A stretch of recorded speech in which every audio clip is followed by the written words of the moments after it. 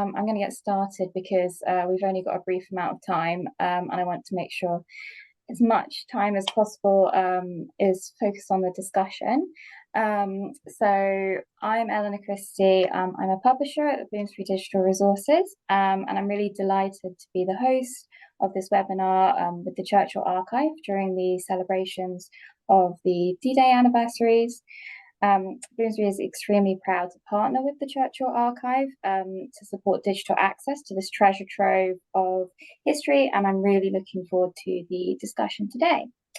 Our chair is Allen Packwood, who is a fellow of Churchill College and the director of the Churchill Archives Centre. Allen was co-curator of the Churchill and the Great Republic and Churchill the Power of Words exhibitions, as well as being the author of How Churchill Waged the War and co-author of Churchill's D-Day with Richard Dannett most recently. On our panel, we have two fantastic experts who have worked closely with the archive for a number of years. David Reynolds is Emeritus Professor of International History at the University of Cambridge and a Fellow of Christ College. He is also a Fellow of the British Academy and the author of 13 books. Several of these have been heavily informed by his work with the Churchill Archive, and these include the Wolfson Prize-winning In Command of History and the recently published Mirrors of Greatness, which draws on the material which has been newly added to the archive. Lord Boateng was the first Black British person to become a cabinet secretary when he was appointed in 2002, working with Sir Tony Blair. He has also acted as High Commissioner to South Africa and was subsequently made a life peer in 2010. Lord Boateng is also the chair of the Sir Winston Churchill Archive Trust, and that's why we have him here today. And that's a registered charity that holds the Churchill Papers collection on behalf of the nation. So I'll now pass on to Alan to talk a bit more about the Churchill Acquired Papers and get the discussion started. Thanks. Okay, well, Eleanor, thank you very much. I think I should probably start by pointing out that in addition to this year being the 80th anniversary of D-Day, it is also the 150th anniversary of the birth of Sir Winston Churchill. So this conversation is very timely in that respect as well. I just wanted to say a few words about this amazing product, the Churchill Archive online. It is an amazing collection, the personal archive of Sir Winston Churchill. And I'm sure it won't surprise anyone on this call to know that that is a huge collection. Some 2,500 boxes of original material housed here in the Archives Centre, an estimated 1 million pieces of paper. And of course, it's a collection that covers the whole of his 90-year life and his long political career, juxtaposing personal correspondence with friends and family, with political material, and also literary, because Churchill was someone who underpinned his political career with words both written and spoken. And the collection includes his drafts for his famous speeches, but also his notes, proofs, and research for his some 40 published works, and I suspect David may have more to say about those. And Churchill, of course, had an enormous range of interests and an extensive social circle, and those are all represented in the archive online. And of course, this collection has just seen a boost with the addition of a further 26 boxes of original documents, returned from the estate of the late Churchill biographer Martin Gilbert. And this new material includes some really important documents, so that we now have what we're calling the CHAC papers, the Churchill Acquired Papers, sitting alongside the pre-1945 Char papers and the post-1945 Chur papers in this great online resource. The sort of thing that you'll find in the new CHAC material, well, you'll find some very important speech notes, including Churchill's handwritten notes for his very first political speech, delivered at Bath in 1897, when aged just 22. It also includes correspondence with George Bernard Shaw and F.A. Smith, and it includes material on Israel, the Middle East, and the bombing of Dresden, all of which suddenly seem very topical. There is even a statement put out by Churchill at the time of the 1950 election, put out when he had to confirm that he hadn't died that morning. Huge range of additional material as well. And I want to get into this now with our two expert panelists. And Paul, if I may, I'm going to start with you. As we've heard, you're the chair of the Sir Winston Churchill Archive Trust.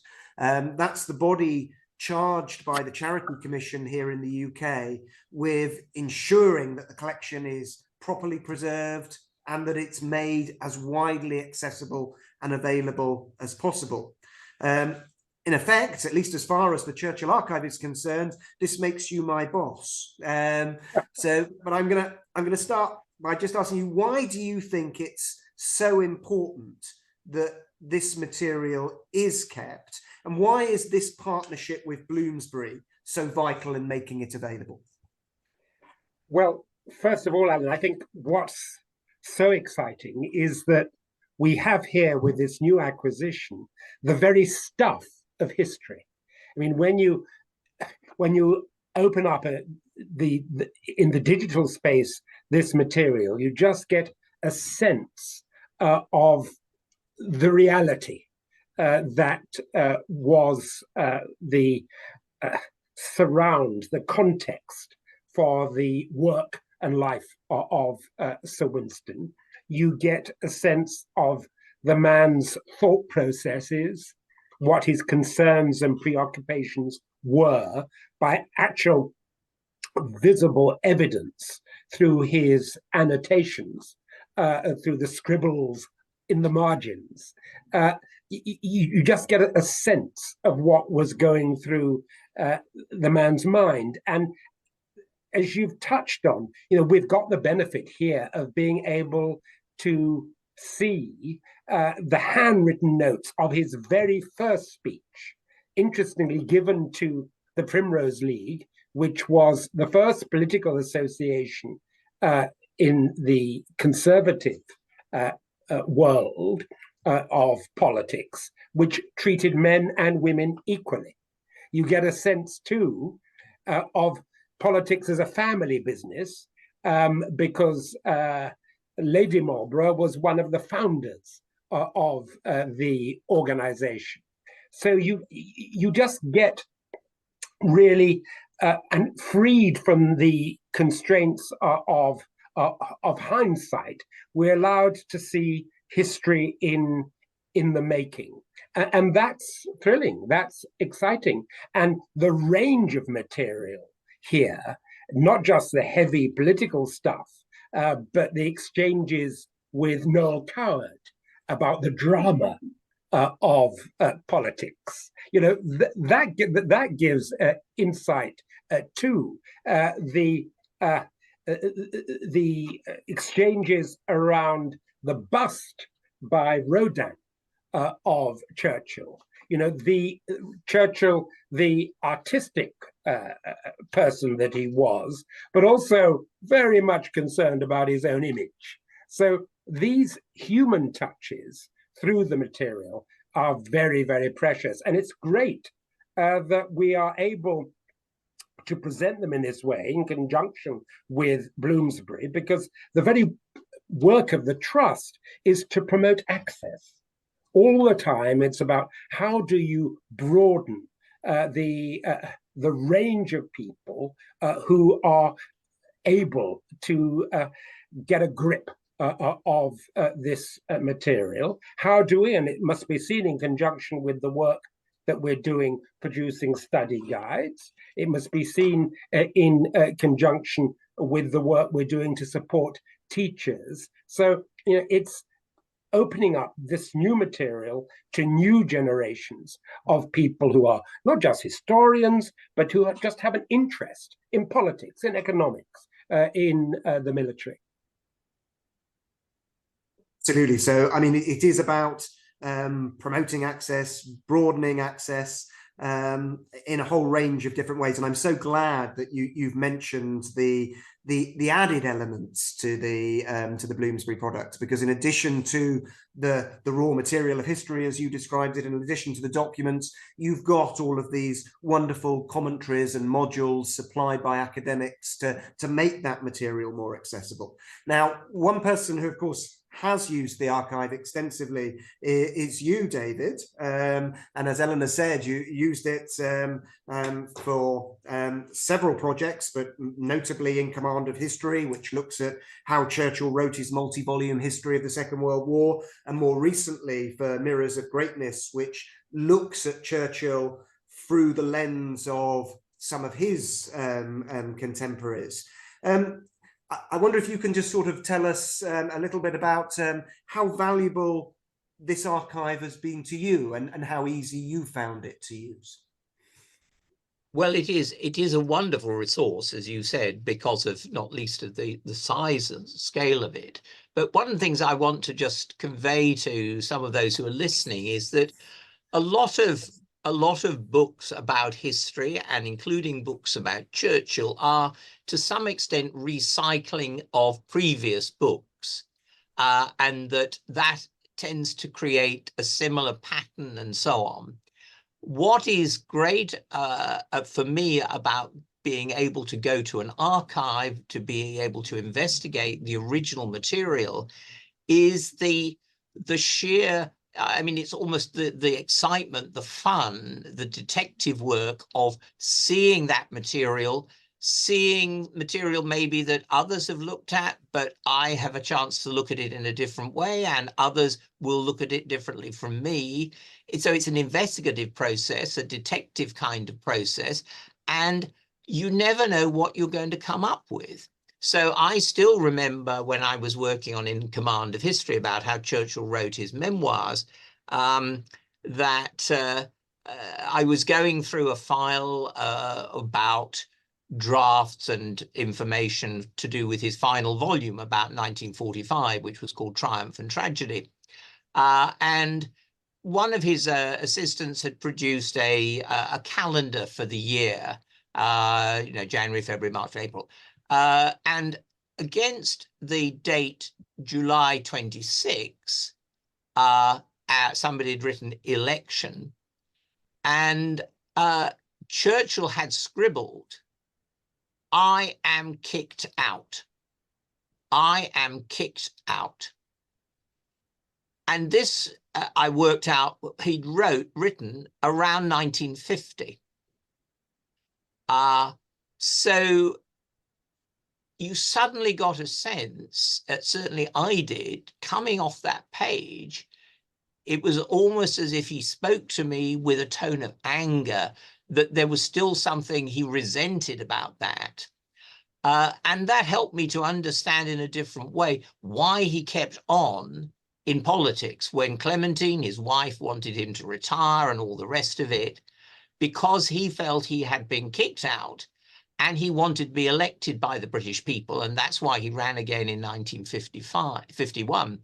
So that's just one example of where suddenly the raw material speaks to you, and it almost hit me. I call those light bulb moments, when something switches on in one's mind and you think, that's completely different from what I thought. I'm seeing things in a different way. So that for me is the challenge, the fun, the essential value of an archive, and the Churchill archive is second to none as far as I'm concerned. Very much for that. I mean, obviously, we are adding in this new material that has come back from the estate of Martin Gilbert. I think, in a way, what I'm about to ask has been partly answered already. But why would you say that it is important to add in this material? Why is it important to have such a complete collection, Paul? Well, because, it's like the layers of an onion, isn't it? You're peeling stuff off all the time and getting to the heart and getting to a greater understanding of the person, but also of events and what shapes events and how you should respond to events. So if you take what I think is one of the most important aspects of the new edition, which is the drafts of the speech in Fulton, Missouri to Westminster College. You know, this is a speech given at a time in which Russia is launching the first Cold War. We are living in a time in which there is a hot war launched by Russia on the continent of Europe.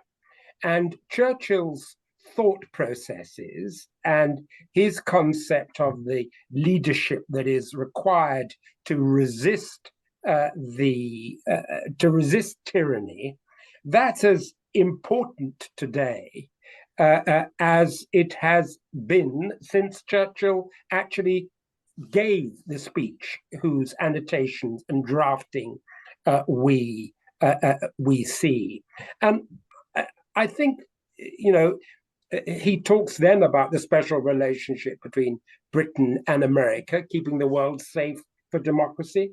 Isn't that important? I believe it's important now, and important that we should all be aware of what needs to be done in order to preserve it and to preserve democracy. But also, if you take that speech, I mean, that's the heavy, serious side of it, but also is what it is to create and craft a speech, which fascinates me as a politician, because you see the speech as a work in progress. So at one time, he wants to start with a joke about his lack of academic achievement, but then clearly he thinks the better of that. And you do, because jokes are political speeches. You know, they're risky. And actually, you don't want to start with them, in my experience. And clearly, that too was a conclusion that he came to. He was always aware of impact and image, as I said earlier on, in reference to his keeping and treasuring the letter between George Bernard Shaw and Lady Randolph about Shaw being sculpted by Rodin. You know, image, impact, presentation. These are fascinating to him. And they're fascinating to us all these years later, observing how those preoccupations impacted on his craft. Of course, it's just as important to see what he did not say as what he did say. These are all pieces of the jigsaw. Yeah. David, the same question to you. Yeah, well, I would say as a historian, I'm curious about that material because it was material that his biographer, Martin Gilbert, clearly wanted to retain and look at more carefully and more thoroughly. And in a way that will give me some further clues as to Martin Gilbert's approach to the story of Churchill's life, what he thought was significant and so on. But in a larger sense, what I want to underline is that what I mentioned a moment ago about the adventure, the pleasure of experiencing an archive. When I wrote In Command of History, I did it in the archive room physically. What Bloomsbury's made possible now is for anybody around the world to have that same experience, to get into the material, to investigate it for themselves, and to draw their own conclusions. Using the guides, using the search engines, the catalogues and so on. But this is to make history accessible to a much, much wider public than just a few balding academics like me. And the thing I believe fundamentally is history is a part of the public culture of any civilized society, and it's a democratic business. You don't need advanced mathematics. You don't need degrees in physics and so on. It uses ordinary language. Some academics get a bit jargony, but it's written as well by lay people as by academics. And this is a chance, using the digital archive, for everybody to get involved and be their own historian. You make two really important points there. I mean, the first one about provenance, and of course, that's why one of the key reasons why this Churchill acquired material is kept as a separate module from the Char and Chur parts, so that everyone can see that it has come in separately, that it has come in later. And I think both the team here in the Archives Centre and the team at Bloomsbury have done an amazing job in actually providing context through the catalogue, so that when people look at these documents, they can see what has come in when, they can see what it relates to, what it sits next to in the file. They can see whether or not it's been published in the official biography or other major sources. And then, of course, the ability of people all around the world now to draw their own conclusions, and also to be able to check the conclusions of balding historians like both of us, which I think is equally important. And it's those, it is going to give this much greater access. How do you both hope that the collection will be used in the future? Paul? I hope it will be used widely, first of all. That's why, this webinar, that's why Bloomsbury, that's why all of us, in a way, have to be ambassadors for the work, ambassadors for the collection, just to spread the word. I hope also it will be used to help us be wiser, frankly. And I took one, like all of us, I think, on this webinar this time, we're acutely aware of what's happening in Israel, Palestine, and are concerned about that.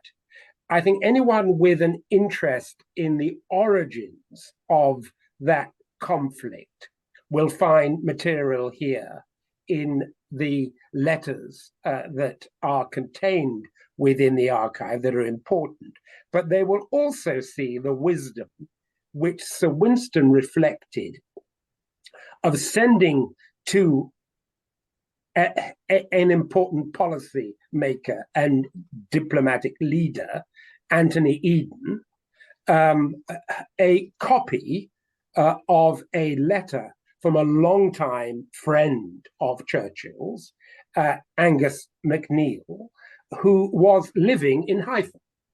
So Churchill clearly understood that, when you are in the business of diplomacy and making policy, seeking to address conflict, you do actually need to know what's going on the ground.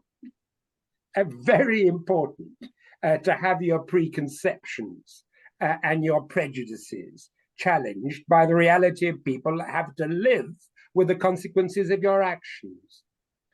We can learn from Churchill and learn from this material in that respect, it seems to me. We need perhaps to listen more and take greater care and attention to what's actually being experienced on the ground by people who live in Palestine and who live in Israel. It's a great point, and it makes the point, of course, that the archive is not just Churchill's writings, it's also all of the material that he's receiving. So quite often you're getting wonderful insights into his postbag, his political postbag on different issues. David? Well, I will take a slightly different point of view from Paul, though I agree with what he's saying. I do not want to prescribe what people in the future will find here, because as a teacher, I love teaching young people. These are now young people born in this century, the 21st century, not the century I grew up in, or indeed the century in which Churchill was born. And they're coming at this material in different ways with different sets of presuppositions and so on. And I'm excited to see what new generations will do with such an enormously diverse and rich archive. So that's, for me, the attraction of this. I'm not dictating the future use of this. All I'm saying is, thank goodness this material is here and it can be used by young people of the 21st century, if you like, as well as oldies like me. And that's wonderful. Amen to that. Yeah, I think it's the perfect point on which to end this discussion, because it makes it clear that this is not the end. It's not even the beginning of the end. Paul and David, you're both fantastic ambassadors for the Churchill Archive, and thank you so much for giving Pleasure. up your time this afternoon. And with that, I'm going to hand back to Eleanor.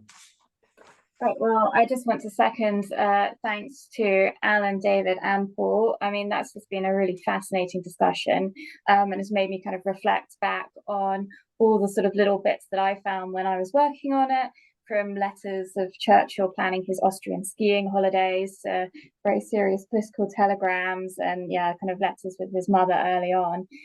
So yeah, it's been a nice sort of trip, but also I completely agree, there's like so much to discover within it, that this is only sort of just a tiny little taste of what the archive can have to offer in its many forms. So just as a close out, I want to sort of flag that for anyone that's interested, we can set up a 30-day trial, so do get in touch with the details that will shortly be on the screen, and will also be in the follow-up message. We'll also be sharing a recording to everyone who signed up, so hopefully you'll be able to enjoy it again, because I feel like there was a lot of really rich discussion there. And yeah, thank you to everyone who's been involved, and thank you to everyone who's joined us as well. Yeah.